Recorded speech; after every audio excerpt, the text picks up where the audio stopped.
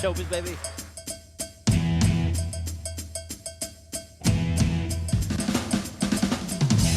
Fucking nice.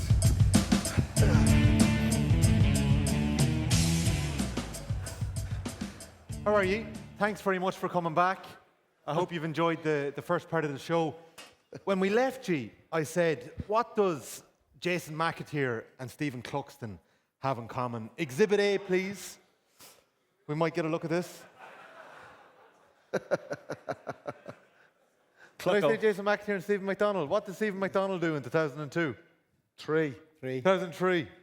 Red card for Stephen Cluxton. You might just fill us in on this. I can understand how McAteer wound him up. How did you wind him up? I didn't. He's a dirty bastard.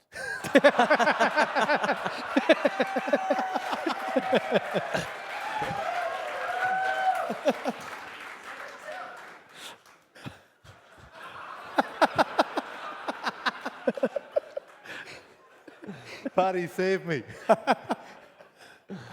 What's your take on a Paddy? I knew this would be a long fucking night.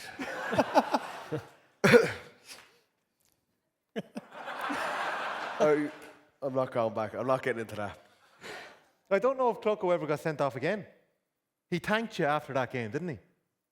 He thanked me at that photograph. Oh, did he? Thanks for that, sarcastically. Okay. Yeah. What happened? I actually don't know what happened. He cut across. Paddy McAteer was sent off just before it. So we were down to 14 men, had the momentum, and he cut across my line. He got a wee flick to the stomach. Only a wee flick. And he... Accidental, of course. And he lashed out right in front of who was referee? Pat McEnany. Pat McEnany. Pat Mac. Pat What was McEnany. that punch? Kick. He kicked me. Still sore.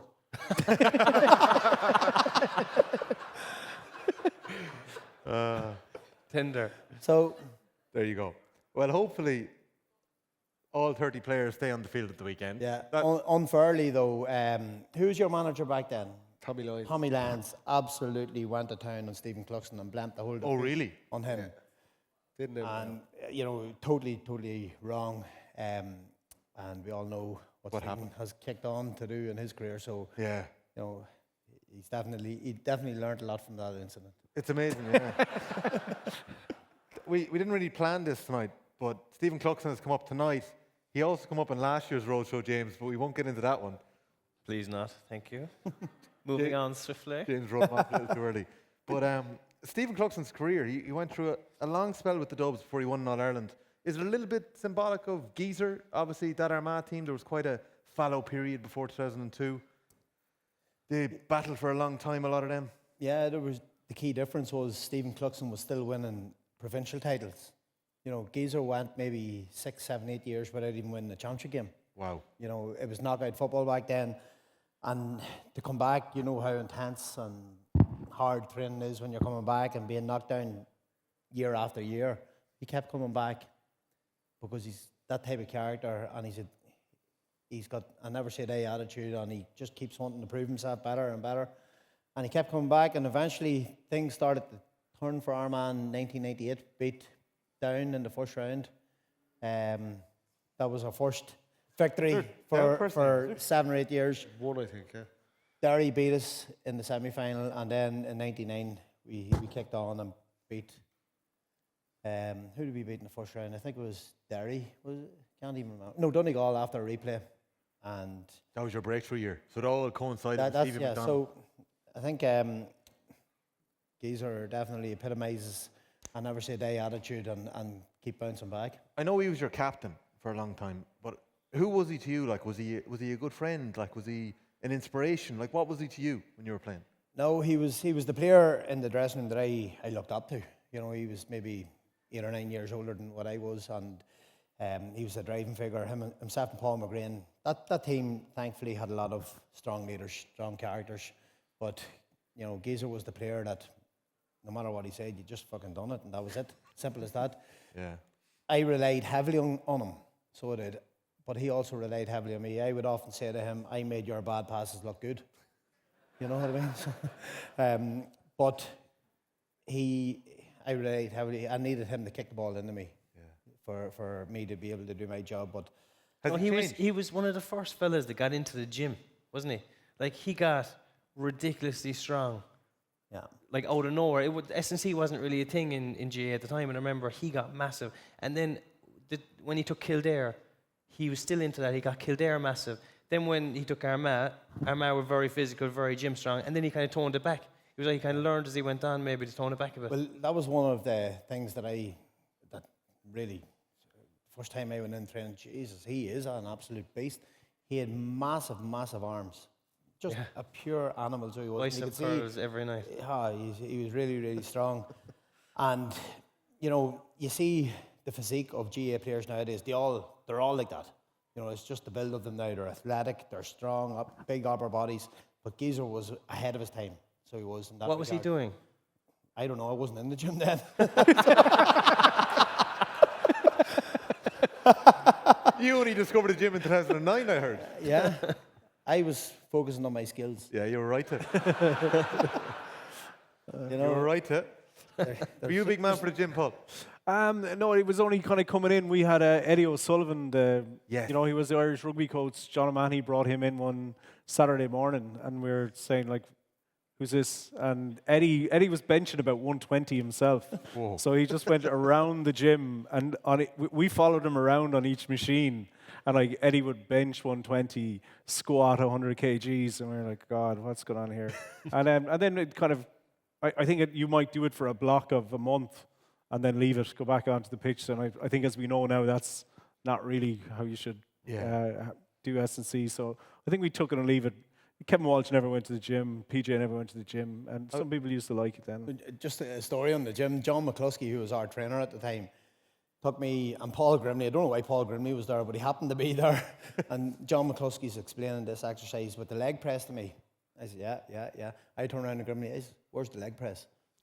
I hadn't a clue. Did not know anything about it. Nothing.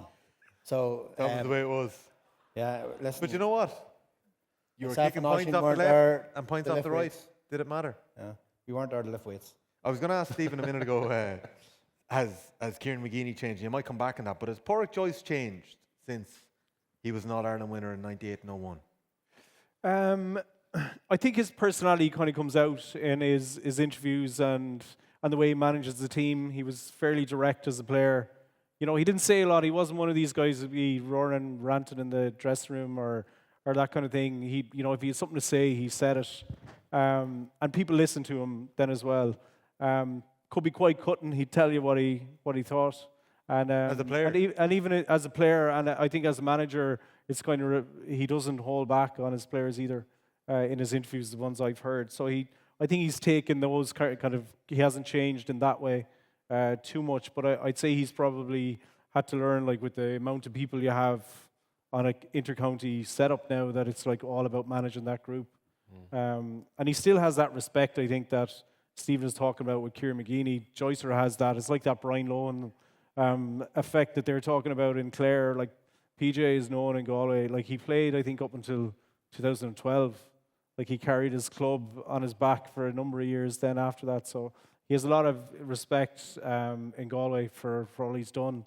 And then, you know, he's a bumpy enough time, you know, got relegated and we come back up and he's kind of built a team. So if he could win the All-Ireland, I think it would be, you know, very fitting for him. But you could say the same thing about Kieran McGeeney. But I think for both of them, they both become, it's taken them time to become the managers I feel they are. Like, McGeeney's there 10 years.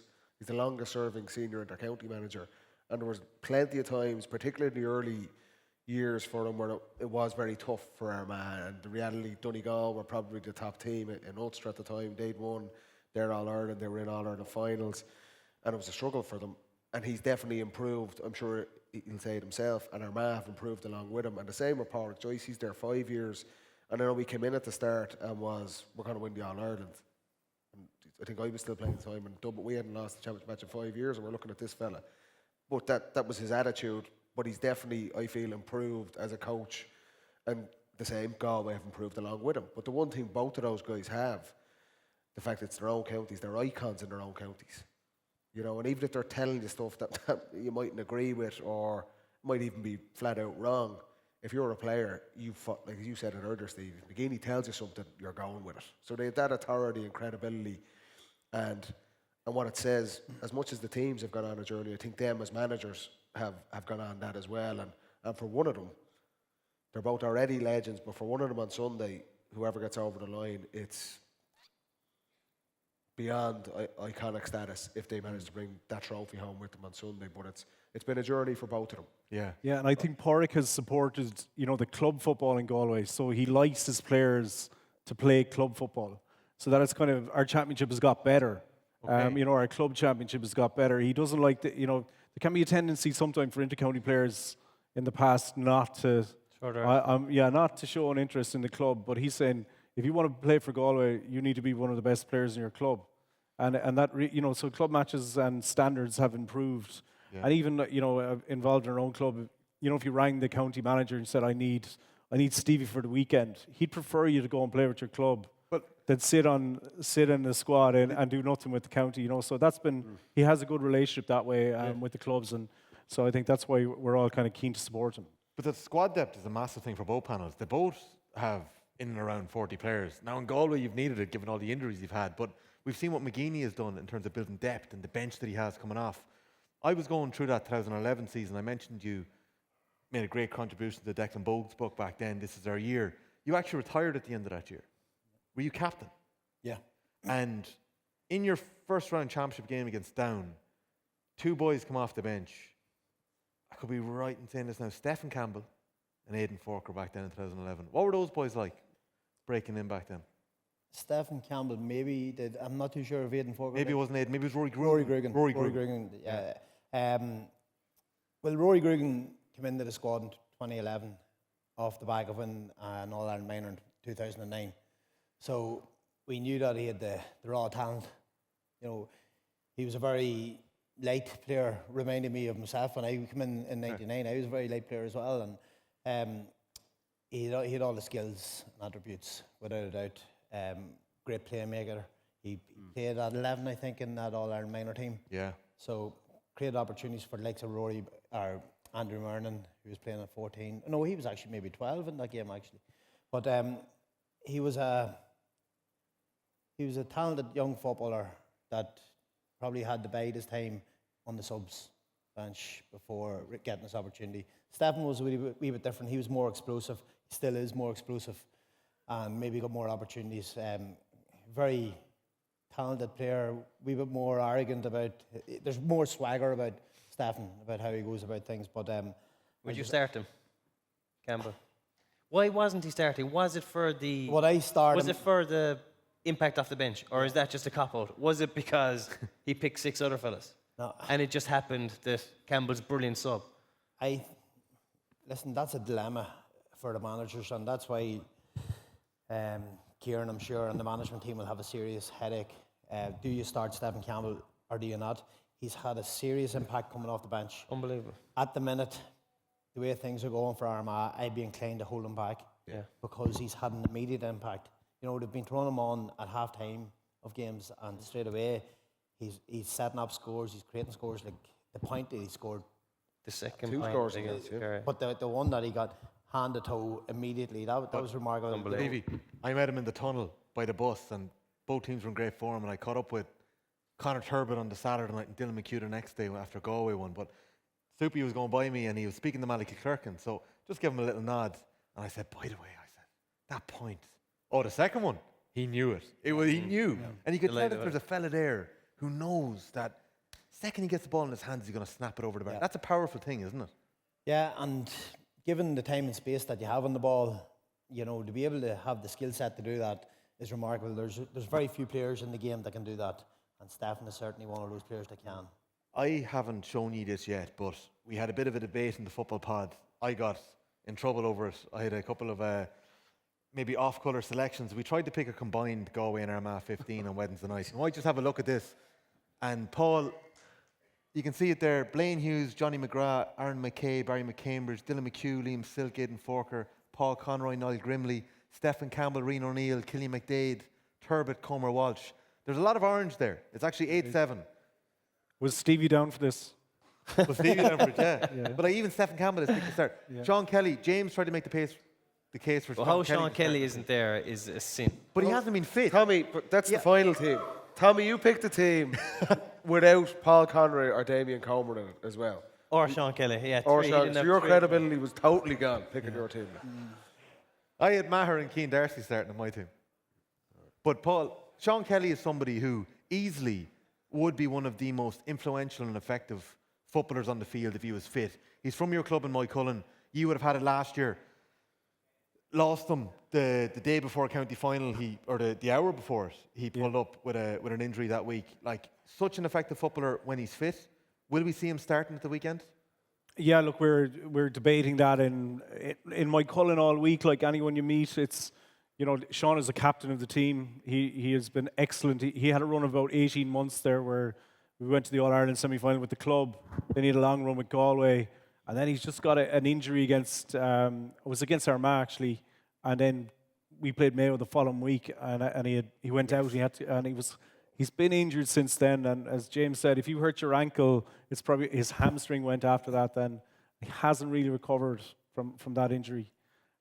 He hasn't been himself. His game is all around power and pace, like up and down the field, covers for players, turns up, got a great goal that time against Armagh up in was that in Leitrim. Yeah. So, you know, he hasn't played a lot of football, and it's the same thing around Stephen Campbell. Do you hold him and hope he can do something and make that impact? I think it's interesting the way maybe when we were playing, you just try to make it back for the final, but now they target you if you're in any way injured. There's a target on your back that you might be a weak link. Because Mark McHugh was actually with our club this year, and he said if Shawnee's playing against Donegal, they'd target him because they know he wouldn't have that bank of work done. Wow. So you know that's where, as Steve said, the managers are there, even picking those type of teams. You could be at it all day and all night. We named about and it comes players. It comes down to the managers, and they either get it right or they get it wrong. But I'd say the players want to start.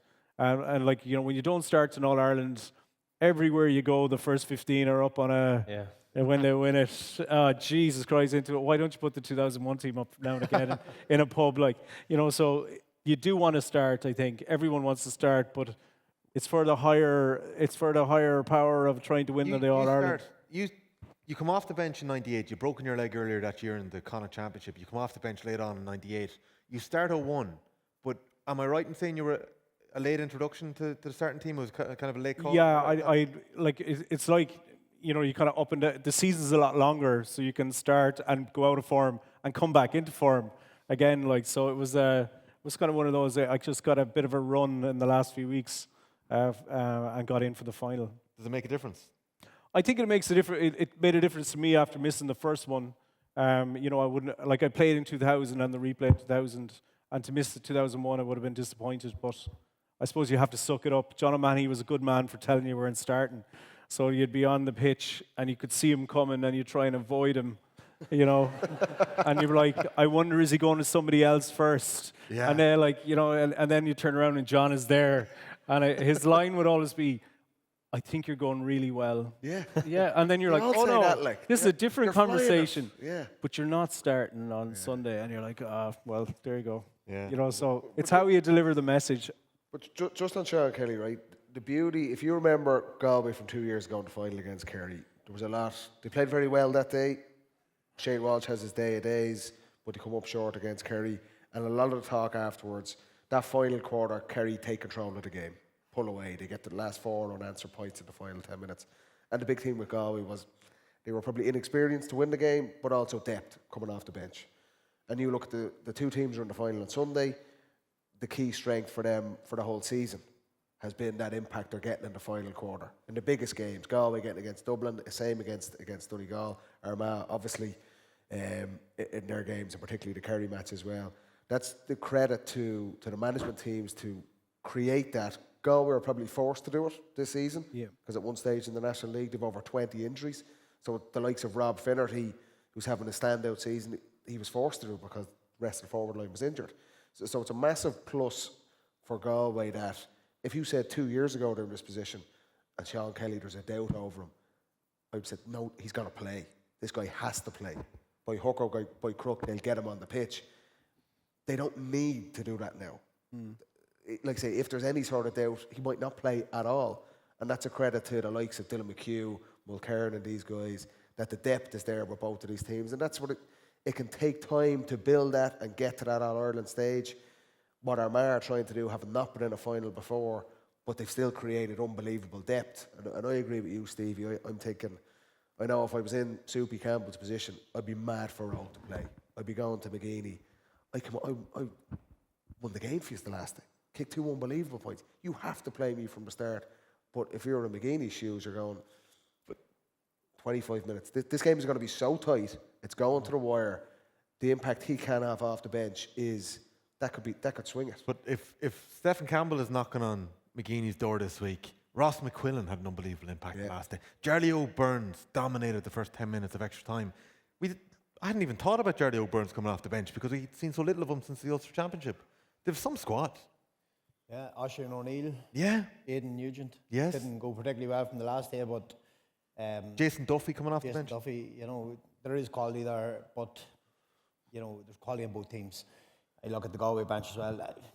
For me, I wouldn't be starting Sean Kelly because he is the team captain, and I think if Sean Kelly was coming on, he gives the whole team and the supporters a serious lift. So he does, obviously, to Armagh's detriment, but he would give them a big lift. Kieran Molloy is coming back in now, coming in. He's an All-Ireland club winner, so he's got the experience of winning out here in Croke Park.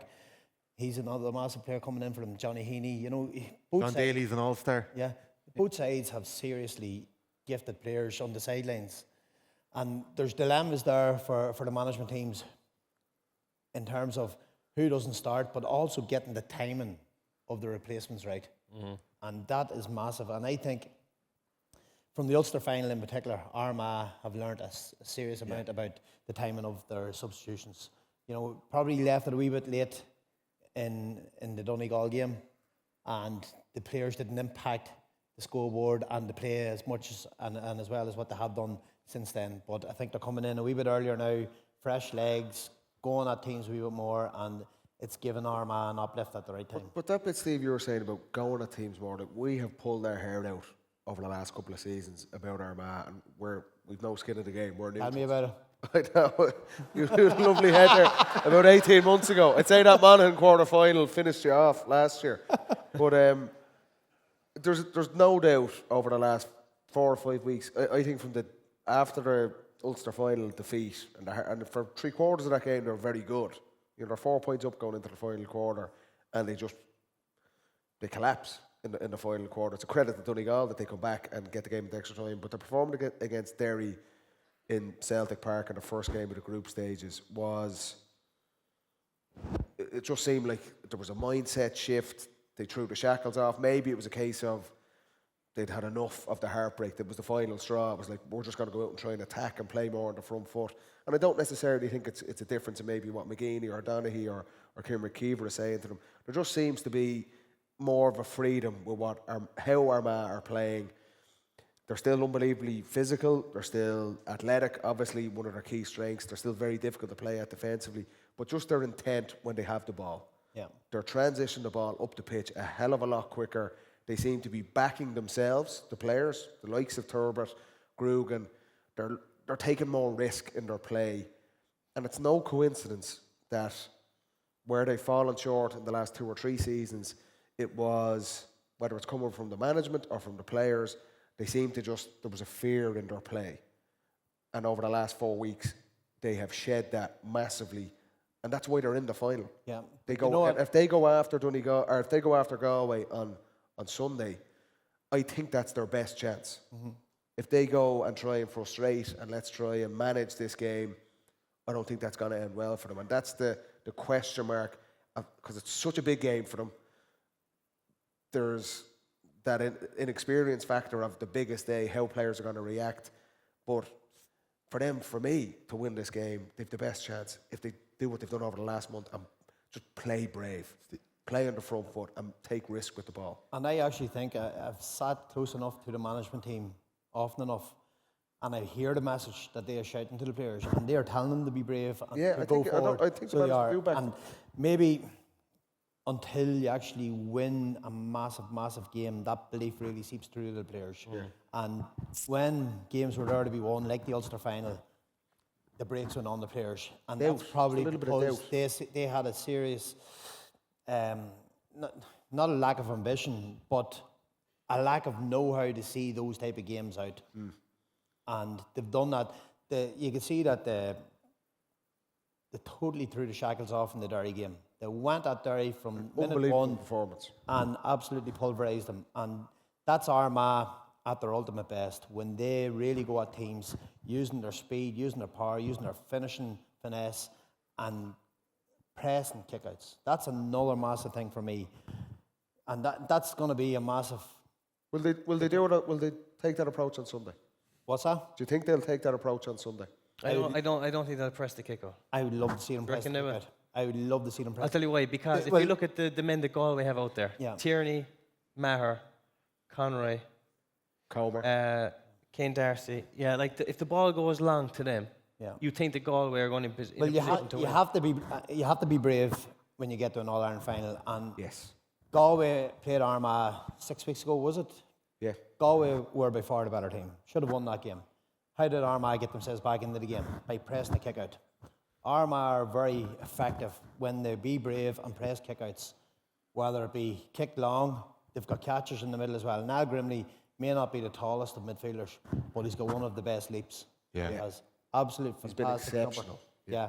Ben Creeley as well. You know, he's not going to be pushed off a ball too easily. But if Armagh put a full press on that Galway defence and make the keeper make a decision. Well, Conor Gleeson has gone long all year long, apart from the one that Tierney Kelly stole. It's, But it's, it's amazing when you do put a press on that it makes the keeper do funny Of course things. it does. But the thing is about Armagh, right? The best football they've played this year has been when they've been coming back from behind and they've had to do that. Even the Kerry game the last day, when Kerry got the goal, Armagh were like, fuck it. It's do or die now. We got to actually go after it. And they did. And the same happened in the Galway game in the group, when that game was done and dusted, and Gleeson gave him a goal from a kick out. So it's like that switch that Armagh have. Well, why We're not in do trouble that from here. the start? Like they done against But Derry. the thing Press is, hard, if they don't, go in front and kick on. Be brave. And Galway can be brave and Armagh can be brave. And that could throw up a seriously exciting unbelievable. All-Ireland final. And if Armagh are brave, then they'll give themselves a better chance. That's what Paul, I believe. where do you think this game is going to be won? I think Galway will expect their kick out to be pressed at some point, and I think they've evolved their game a little bit there, where they can go long when they would need to, and I think they're picking the team to suit them with that big man that you listed out. I think we're more comfortable with our kick out than we have been over the last while. But I think it's going to be one up front for us. You know, if we can get enough scores, if our players, you know, our kind of marquee forwards show up, and then, like I think in 22, our half forward line didn't score. So we need a spread of scores around our forwards. And if we can get that, I think we'll be hard to beat. Do you think you'll get that? I think we will, because you know, as Paddy said, a lot of lads were injured over the league and the early championship. So people have had to step up and get scores, and we've got them. So you know, John Maher's got them. I think we'd like to see Matthew Tierney get a few more. Paul Conroy's chipped in. Keane Darcy's got a few, and then Rob Finnerty scored as well. Yeah. And then we have the two lads, and like we're all saying the rosary every night that they'll, you know, click together one more time. And They didn't look right the last day. They really didn't. Like Shane Walsh took off at one stage along the 45. word is they're flying. They're flying. Word is they're flying. They're absolutely flying. They're flying. can I ask you a question? It's a big question. How many points do you reckon will win it? Because Galway defensively are very strong. They don't concede many goals. They don't concede many points, to be fair, but they're very strong defensively. And Armagh play with an aggression and a consistency that doesn't concede much either. So do you reckon it's going to be a 16 points to win it? I think you Or need do reckon 18 it's still to gonna win. be I think you 20? need 18 to win it. Yeah. And I think even though both teams are structured in defence and attack, they still score quite freely, even against each other. You know, so I can't see it being a complete stalemate of a game. And Croke Park doesn't lend itself as a pitch either to be able to contain a team for long periods of time. As I mentioned, we're here with thanks to AIB, proud sponsor of the Senior Football Championship. Check out #TheToughest for more. As Kathleen, our producer, hands over a very important bucket with a load of raffle tickets into it. Paddy, do me a favour now. There's been a famous video doing the rounds in recent weeks of an All-Ireland draw between the loud referees. Don't put any in your hand. Just keep that in your hand. Feel me pocket. Leave it on the floor for a second. Leave it on the floor. Okay. Leave it on the floor for a second. Yeah. Do you trust me to do this? No. It's been a long week. So, as I mentioned, AIB have given us a pair of tickets to give away this weekend. So, what's going to happen is, in about 3 minutes' time, we're going to be pulling out 2 tickets out of the hat. You're back at a good time. Our winner. What's your number? And just to let you know, the staff here in Croke Park are keeping the bar open for a half an hour at the end of the show. So you might grab another pint as well. Up the banner! Before we get to that, I want some quick fire predictions. Oh. Stevie McDonnell, tell me why this game is going to be won by Armagh, because I presume you're predicting Armagh to win. It's going to be won by Armagh because they've experienced a heartache, so they have, over the last couple of years. They haven't lost a championship game in 70 minutes since 2021. So they're extremely hard to play against. And their bench, Jesus. their bench is going to have the impact that it has been having, if not better, with a defining half-time team talk from Geezer. It's a good pitch. He had a very famous half-time team talk in 2002. What do you think Kieran McGeeney will be breaking in the dressing room? What did Joe Kernan broke the... Well, Kieran will not have to break anything because I've been in enough dressing rooms with him, I've listened to his speeches, and if he can't motivate a player, don't we go out there on Sunday, and I can assure you, come Sunday, them players will be chomping at the bit to win this All-Ireland. So one more time so the rest of the room hears it. Who's going to win the All-Ireland? Armagh by 2. Okay, there you go. James O'Donoghue, I'm going to come to you next. Who's going to win the All-Ireland this weekend? And why? Kerry. If Kerry were in it, Kerry would win. No, I'm leaning towards Galway. Really? I'll tell you why. If the kickouts are going long, I think that Galway have the men there to win them.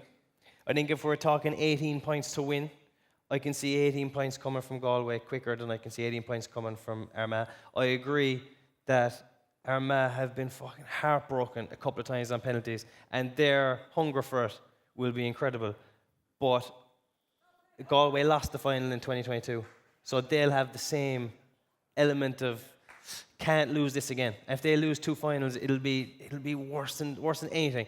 So I think that their experience of that final, they're bigger men, and their scores all around the field, I think that Galway by 2 as well. Okay, Paddy, sit tight, because I'm coming to Paul Clancy next. Who's going to win the All-Ireland and why? Yeah, I think Galway will win it. I don't think Stevie remembers Galway beating Armagh out here. Like, he just said that they weren't beaten. But the results, I think... but this thing that Armagh have been rolling out, we haven't been beaten. But I think Galway went on to the semi-final. But so whatever way you look at it. And I think Galway will score goals, and I don't think Armagh will. So I think that'll be the difference. And a Galway win by 2. Wow. Okay, Paddy Andrews. A lot of pressure on you. It's Paddy, they're picking on me up here. Come on. Am I right in saying it's 2 votes to Galway and 1 vote for Armagh? Paddy Andrews, what are you saying? I think Porrick Joyce doesn't want Paddy to go for us. He's warned me about this. Okay, come on, give us it. What do you think's going to happen? Galway. I think Galway are going to win, yeah. Really? Yeah, I do. Look, it's so close. They played each other the last 3 championships. A draw 6 weeks ago, a point last year, last kick of the game, the draw the year before. There's so little between these teams. Their physicality, their athleticism, how well organised they are. There's so little to pick. They're very well set defensively. I think long kickouts, even with Grimley, who's having an unbelievable season, I think that plays into Galway's hands. I think they'll use that. I think they'll get the ball quicker up the pitch. I do think 2 years ago and that defeat, they'll learn a lot from that. I just think there's a few more question marks over Armagh. one, how aggressive are they going to be? I agree with Steve. I think their best chance is if they go flat to the mat. I don't know if they will do that for the entire game. I don't know how some of those players will react to being in the All-Ireland final for the first time. It might be inspire them, it might not, it might be a challenge. I just think Galway have a higher ceiling. If Galway play to their absolute best and Armagh do, I think Galway are a slightly better team. Wow. I think it could be extra time, could be the same as last week. I think Galway are going to win the Sam Maguire though. All right, that's 3 votes to Galway, 1 for Armagh. I'm going to put it on the record that I'm with Stephen McDonnell. Armagh are not going to be beaten this Sunday. We'll be back in 2 weeks' time. We might have another roadshow as well. There's going to be a replay. So, this is it now. This is the moment you've all been waiting for. As I said, AIB have a pair of tickets to give away tonight. The Sunday's All-Ireland final. These have been so hard to get a hold of. So what's going to happen here is, Paddy, you might allow Paul Clancy to pick a ticket. And just before you do that, after that, you're going to allow Stephen McDonnell to pick a ticket. So if your ticket is called, Kathleen is going to put her hand up here. And Kathleen, you're going to find the 2 people and you're going to bring them up here beside us. Is that okay? Lovely. And then we'll let you know how you can win your tickets then. So if your ticket is called, you haven't won, you're in the final. Okay? Paul, do the honours. All right, a little bit of cueness for 1 second. Paul Clancy. No, give me that. I'll give it to Steve. What number have we got? Number 317. Ooh. 317. Make yourself known to Kathleen. Stand up there. You're coming up on stage. Welcome. You're into the final. Oh. Okay, hold on 1 second there, lads. I just want to find out, is this a Galway or Armagh fan? 317. No, I trust you. I can't confirm. Stokes, Kennedy, Crowley. Or is it neither? Okay, Kathleen, you have number 1. Okay. Where's he from? Sligo. All right, put it back in. We've 2 tickets to the Talton Cup final instead.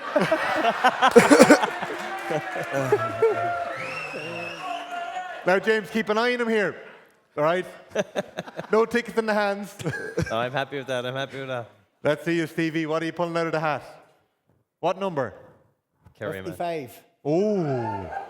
One of the first people here tonight. 55. Where are you?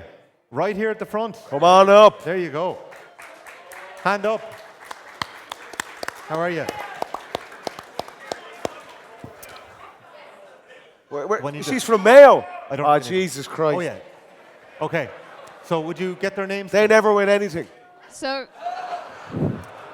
Where's she from? Mayo. we all good? So, what's your name? Liam, And Liam, where are you from? Galway. Okay. How's it going, man? I didn't actually rig the draw, so it would be a Sligo person winning tonight. And your name? Sharon, And where are you from, Sharon? Mayo. Okay. Controversy there. I know who my money's on here. This is it now, right? I'm going to ask you a question. And it's a really difficult question. It's going to be closest to the answer is going to win the tickets here. So I'm going to give you one little option as well. If you want, you can take the tickets and sit beside each other. Enjoy the day. But you both have to decide that. They're going to Fernando. Blind date, this is beautiful. So You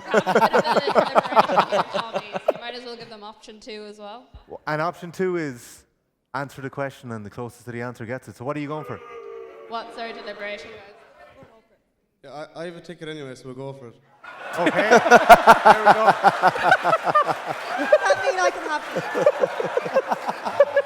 Okay. Go man. Go man. Are you ready? So, whoever wants to answer first. So this is how we explain this. Get a Whoever little wants to quiet in the answer room. first can say their answer first, but you don't have to shout it out. Just take a second to think about this. Hang on, Tommy. No one ever has the answer to your questions either, including you. Can we you know make the sure answer? that we James, have I'll the have you know I actually came up with this one. It's So Kathleen's question. Kathleen, I trust you. I do. And Nathan Murphy has actually vetted it, so if anything goes wrong, it's Nathan's fault. So, how many championship points, accumulative, so between the two of them, have Armagh and Galway scored together in total this season? So between Just say the answer was Galway scored 310. That's 19. And Armagh scored 310 overall. 19, that's 38. So in total across the season, across their championship games, how many games points did have they they play? scored? 7 games? 10, 8 games? 400. So take your time to think about it. Played 8 games. Closest to the answer 8 wins. games. And no answer is a stupid answer. 400 kilos. Kathleen, who's going first? The person we called first? Yeah. We'll go the one who has the ticket first. You go first, yeah. Hold on there 1 second. Hold on.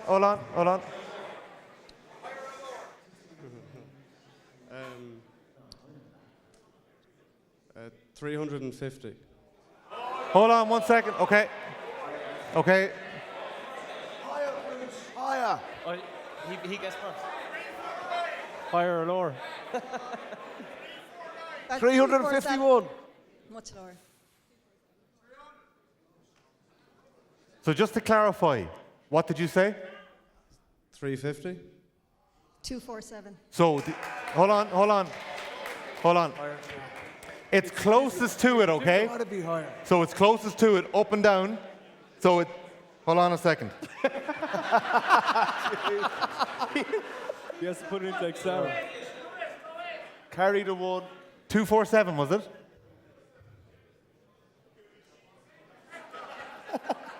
Bum, bum, bum. So the answer was 315, so you've won the tickets, okay?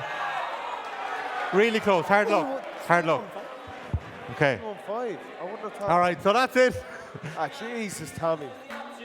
You can share the ticket if you want. No.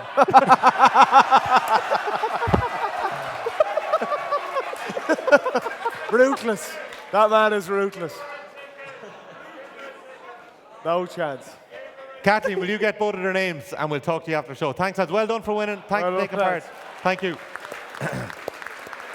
Go back. So, Jesus. that got Another defeat for Mayo on All-Ireland final day. that got way more dramatic than I expected. But well done for winning. And thanks to AIB for putting on the show, for bringing us to Croke Park. Thanks to everybody for coming out and supporting us tonight. We've had a lot of podcasts this year. We really appreciate you all tuning in. It's been brilliant. James and Paddy, well done. Paul Clancy, thanks so much for joining us this evening, coming up from Galway. And Stephen McDonnell, coming from Armagh. Thanks very much.